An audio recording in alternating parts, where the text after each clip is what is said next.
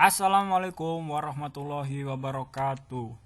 Perkenalkan, nama saya Muhammad Khalil Imdad, mahasiswa KKN Tim 2 Universitas Diponegoro Semarang, periode tahun 2020-2021. Pada kesempatan kali ini, saya akan mensosialisasikan mengenai gemar ikan atau gerakan memasyarakatkan makan ikan. Sebelum masuk ke materi, kita akan melihat potensi perikanan negara Indonesia. Seperti yang kita ketahui bersama bahwa sebagian wilayah bumi adalah perairan. Sebagaimana juga 2/3 wilayah negara Indonesia merupakan perairan. Hal itu membuat potensi kelautan dan perikanan di negara Indonesia sangat tinggi. Lalu, apa gerakan makan ikan itu? Menurut Undang-Undang Nomor 45 Tahun 2009, ikan adalah segala jenis organisme yang seluruh atau sebagian dari siklus hidupnya berada di dalam lingkungan perairan. Ikan merupakan sumber protein dan gizi yang baik untuk kesehatan manusia.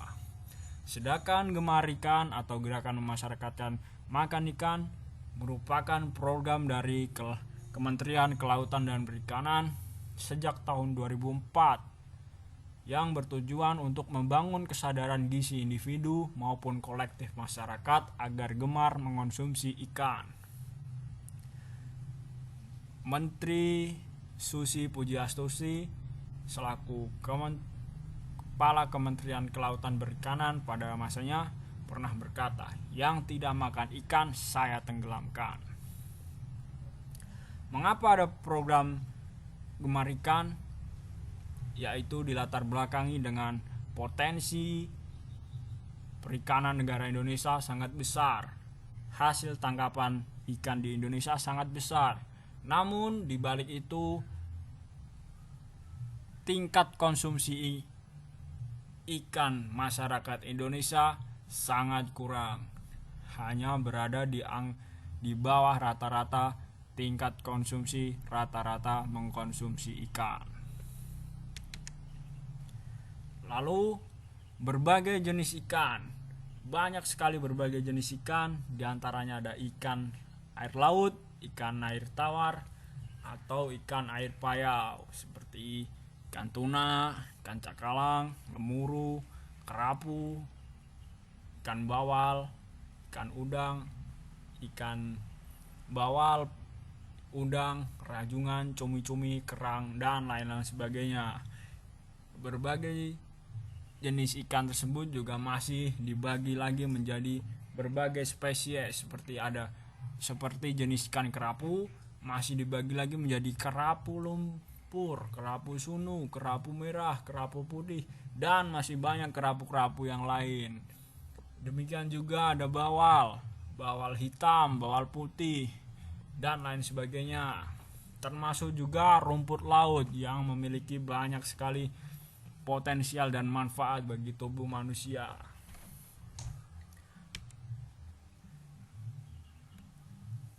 Lalu bagaimana ciri-ciri ikan segar agar protein yang didapatkan tetap terjaga dan tidak berkurang? Yang pertama, mata ikan yang segar berwarna jernih dan nampak cembung. Yang kedua, sisik ikan yang segar masih menempel. Yang ketiga, insang berwarna merah segar dengan bau spesifik ikan. Yang keempat, daging elastis dengan lendir tipis dan transparan. Terkadang saat bapak, ibu, dan saudara membeli ikan, tidak memperhatikan ikan yang kita beli. Terkadang sisiknya sudah mengkelupas, matanya sudah tidak cemerlang lagi, kemudian warnanya sudah pucat, dan baunya sudah sangat menyengat. Hal ini harus diperhatikan agar ciri ikan segar ini dapat memberikan manfaat ketika bapak, ibu, saudara sekalian membeli ikan di pasar. Lalu, apa manfaat ikan bagi tubuh? Yang pertama, bagi paru-paru manusia, mencegah radang paru-paru, mengurangi beban asma dan bronkitis, mencegah kanker, mengurangi resiko COPD, salah satu penyakit paru-paru. Lalu untuk pencernaan, membantu pencernaan, membantu mengurangi gejala penyakit kolitis ulceratif, yaitu peradangan pada pencernaan. Kemudian untuk otak, mencerdaskan, menambah daya ingat, mencegah kepikunan, mengurangi resiko penyakit otak. Ini sangat baik bagi anak-anak. Kemudian untuk jantung, mencegah penyakit jantung dan menurunkan resiko stroke, menurunkan tekanan darah tinggi, mengurangi level trigliserida dan meningkatkan kolesterol baik. Kemudian untuk mata, memelihara kornea dan retina, menurunkan gejala mata kering. Lalu untuk kulit, membantu mengurangi pengaruh penuaan dan kerusakan akibat sinar matahari. Lalu untuk persendian, mengurangi gejala peradangan karena rheumatoid arthritis, salah satu penyakit pada persendian manusia. Dan masih banyak lagi manfaat ikan bagi tubuh. Kandungan gizi ikan. Ikan mengandung gizi yang sangat tinggi. Di antaranya ada omega 3, protein, asam lemak tak jenuh, vitamin, mineral, dan bioaktif. Yang pertama, omega 3. Kandungan DHA dan EPA sangat baik untuk perkembangan sel-sel otak yang berguna bagi kecerdasan dan mata untuk mempertajam penglihatan. Lalu protein, zat pembangun, setara dengan daging, lebih mudah dicerna, mendekati asam amino dalam tubuh, dan protein ikan mengandung asam amino paling lengkap terutama lisin dan treonin. Asam lemak tak jenuh mengandung high density lipoprotein atau kolesterol yang baik yang dapat mencegah terjadinya penyumbatan pembuluh darah. Lalu vitamin, ada vitamin A, antioksidan, membuat mata sehat. Vitamin D, metabolisme kalsium, pertumbuhan tulang. Vitamin B6, metabolisme asam amino dan lemak, mencegah anemia dan kerusakan syaraf. Vitamin B12, pembentukan sel darah merah, metabolisme lemak, dan melindungi jantung.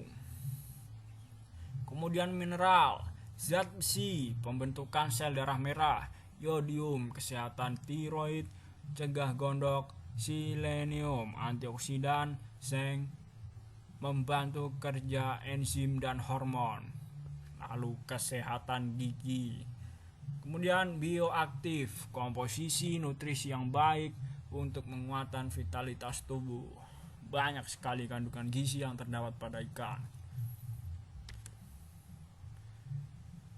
Lalu ini ada spesifikasi dari kandungan zat gizi dari berbagai ikan. Ada ikan air laut meliputi kakap, cumi-cumi, kembung, kerang, layang, bawal, muru, rebon, teri, sidat, belut laut, dan lain-lain. Kemudian ada zat gizi beberapa ikan air tawar, ada ikan mas, belut, ikan wader, dan juga kandungan zat gizi beberapa ikan air payau, bandeng, udang, kepiting.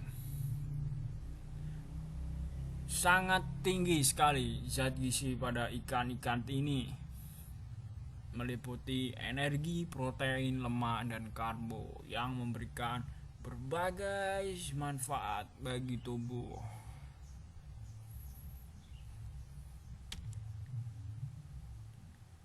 Kemudian ada juga kandungan zat gizi beberapa ikan olahan.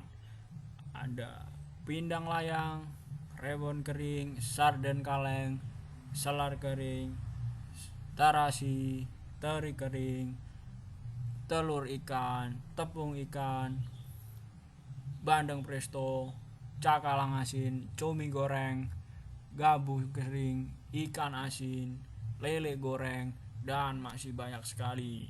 Tentunya ini harus disesuaikan juga dengan cara masak yang baik dan benar.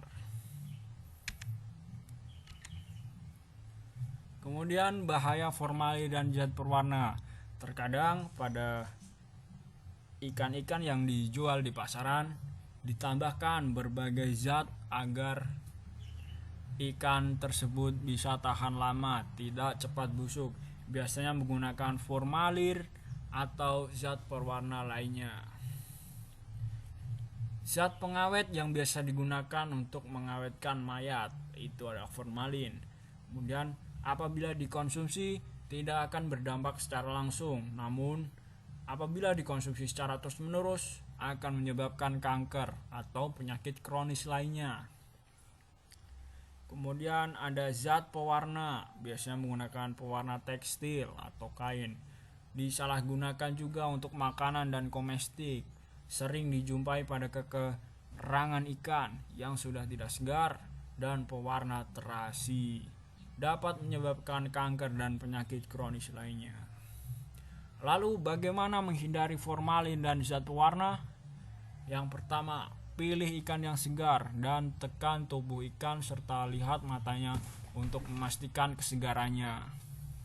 Selanjutnya, usapkan jari pada tubuh ikan lalu gosokkan pada punggung tangan. Apabila sesudahnya terasa getal, pupil mata ikan putih seperti katarak dan aroma spesifik tidak tercium, artinya positif mengandung formalin.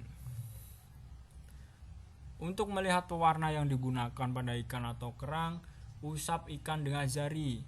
Jika luntur, maka itu berarti ikan menggunakan pewarna. Jangan terkecoh dengan harga murah. Ikan segar selalu dipasarkan menggunakan es untuk menjaga kesegarannya. Tidak ada ikan yang sangat murah, hanya ada ikan dengan harga normal. Ikan berformalin biasanya tidak dihinggapi lalat.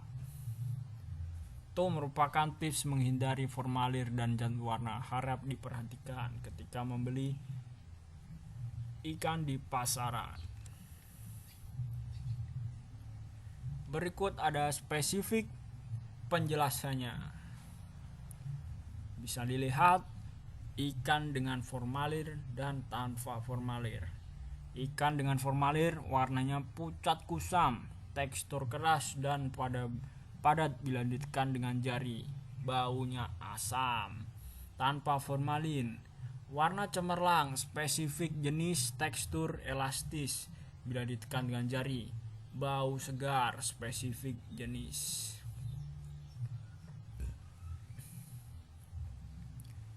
Ikan dengan formalin, bola mata dan pupilnya tenggelam, keruh dan tampak berlendir. Sedangkan ikan tanpa formalin, matanya menonjol, pupil hitam cerah mengkilat, selaput matanya jernih. Kemudian insang.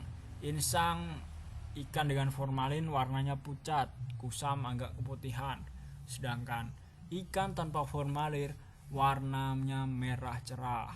Kemudian sayatan daging ikan dengan formalin pucat kusam, antara jaring longgar, isi perut tidak utuh.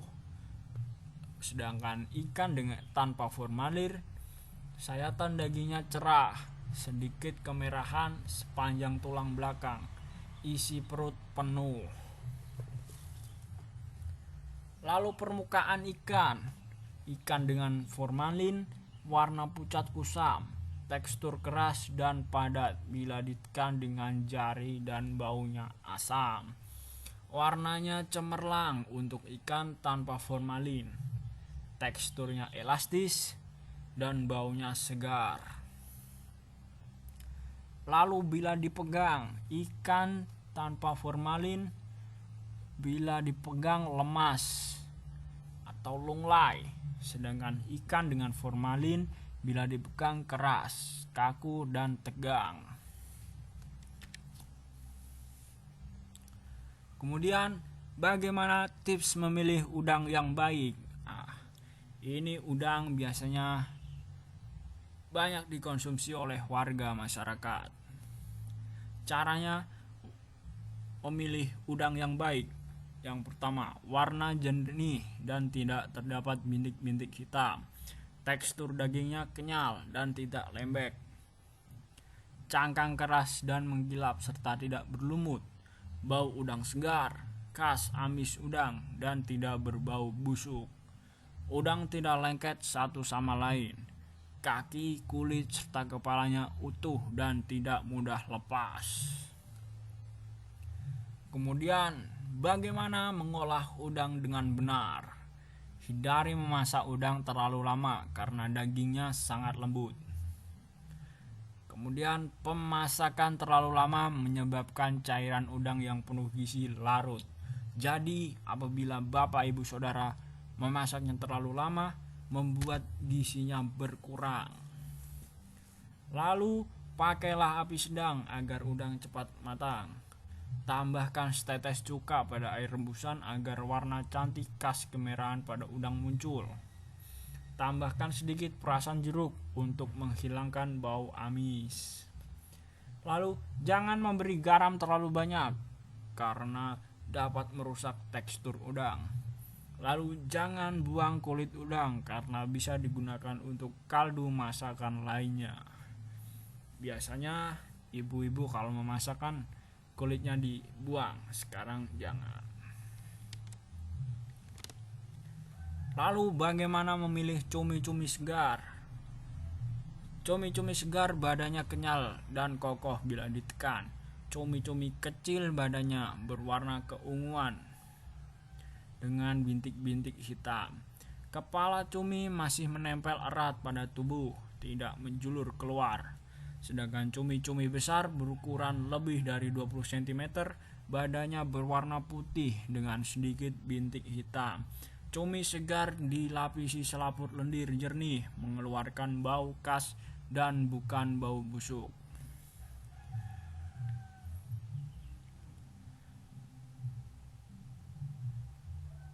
Lalu bagaimana memilih kepiting dan rajungan segar? Sebelumnya, kepiting dan rajungan itu berbeda. Perbedaannya ada pada bentuk tubuh. Rajungan lebih ramping, sedangkan kepiting lebih bulat. Corak tubuh, rajungan ada bintik-bintik, kalau kepiting polos. Habitat rajungan di laut, habitat kepiting ada di laut, ada di air tawar dan air payau. Rasa dan tekstur, kepiting lebih banyak daging dan manis, sedangkan rajungan kurang. Kandungan nutrisi, rajungan lebih rendah kolesterol dibandingkan kepiting. Lalu bagaimana memilih kepiting dan rajungan segar? Kepiting biasanya dijual hidup, diikat, sedangkan rajungan dalam keadaan mati. Karena hidupnya di air laut, setelah diangkat biasanya rajungan cepat mati. Pilih kepiting yang matanya masih masuk. Baik kepiting maupun rajungan, pilih yang masih lengkap jari-jari termasuk capitnya. Tekan dengan jari pada bagian belakang. Bila terasa keras, berarti kepiting atau rajungan tersebut gemuk dan sehat. 5. Untuk membedakan kepiting atau rajungan yang gemuk dengan cara mengangkat badannya. Bila terasa ringan, berarti dagingnya kurang padat. Terkadang ketika kepiting atau rajungan itu dibelah, dagingnya kan cuma sedikit. Jadi tipsnya dengan mengangkat, bila berat berarti itu dagingnya padat. Lalu bagaimana memilih kerang yang aman? Saat membeli kerang kupas segar, pastikan warna daging putih agak kekuningan atau sedikit orange. Daging masih utuh, kenyal, dan baunya segar. Saat membeli kerang bercangkang, daging kerang masih menempel kuat pada cangkangnya. Daging kenyal, tidak lembek, dan masih utuh atau tidak koyak. Cara melepaskan daging kerang dari cangkang. Masukkan kerang dalam panci berisi air. Rebus dengan api sedang. Setelah 5 menit air mendidih, angkatlah, segera tiriskan. Maka daging kerang akan mudah dilepas dari cangkangnya. Biasanya ketika Bapak, Ibu, atau Saudara membeli kerang di warung-warung, terkadang susah untuk membuka cangkang atau melepas daging dari cangkang. Itu adalah Tips melepas daging kerang dari cangkang. Catatan penting, kerang bersifat filter feeder. Artinya jangan mengonsumsi kerang terlalu banyak karena berasal dari perairan tercemar. Kerang menyerap zat-zat yang terkandung di dalamnya.